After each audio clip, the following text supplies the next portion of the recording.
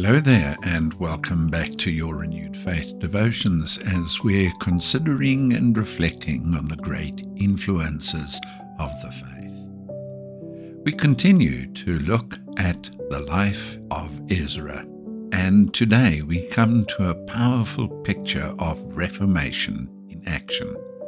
We see this in Ezra chapter 10. While Ezra was still on his knees, confessing and weeping and bowing before the house of God, a very large assembly of men, women, and children gathered around him. And as they watched him, the people began to weep bitterly as they recognized the depth of their sin. One of their number, Shechaniah, steps forward and speaks honestly and with hope. Listen to what Shechaniah says. "We have trespassed against our God and have taken pagan wives from the peoples of the land. Yet now there is hope in Israel in spite of this. Now therefore, let us make a covenant with our God to put away all these wives and those who have been born to them. Arise, for this matter is your responsibility. We are with you.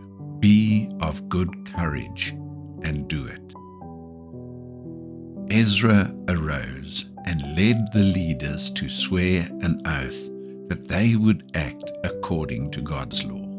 He himself continued to mourn and fast. Then a proclamation went out calling all the returned exiles to gather in Jerusalem. Those who did not come within 3 days would lose their property and be cut off from the community. Despite heavy rain on the 20th day of the 9th month, the people gathered in the open square of the house of God, trembling because of the matter and the weather. Ezra stood and called them to confess their sin and separate themselves from the pagan wives.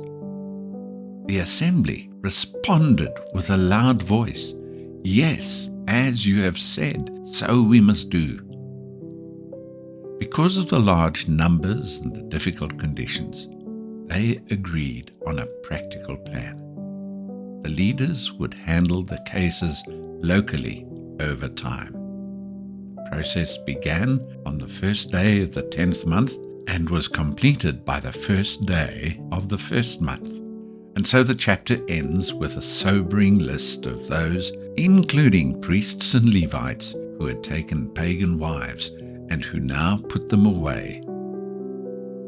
This might seem harsh to modern ears. Yet in the context of God's covenant people, it was a necessary and urgent step to preserve the distinctiveness and purity of the community. The holy seed had become mixed, and the very future of Israel's witness was at stake. Ezra, the reformer, refused to let sin linger. He insisted that if a thing is worth doing, it's worth doing now. We all know the phrase, "time will heal." Well, it may be true of some wounds, but it is never true for unaddressed sin. Here in this chapter, we can notice a beautiful movement that takes place. Ezra's broken-hearted prayer stirred the people. Their confession led to action, and though the process was painful and costly, it brought the community back into alignment with God's word. Now, we may not face exactly the same situation today, but the principle remains. When sin is exposed in our lives, our families, our churches, or community, we are called to deal with it promptly and thoroughly, not with harshness for its own sake, but with the courage of obedience and the hope of restoration. Reformation is rarely comfortable, but it is always necessary if we want to walk closely with the Lord. So let me ask you gently, is there any area in your life where you have allowed compromise to linger?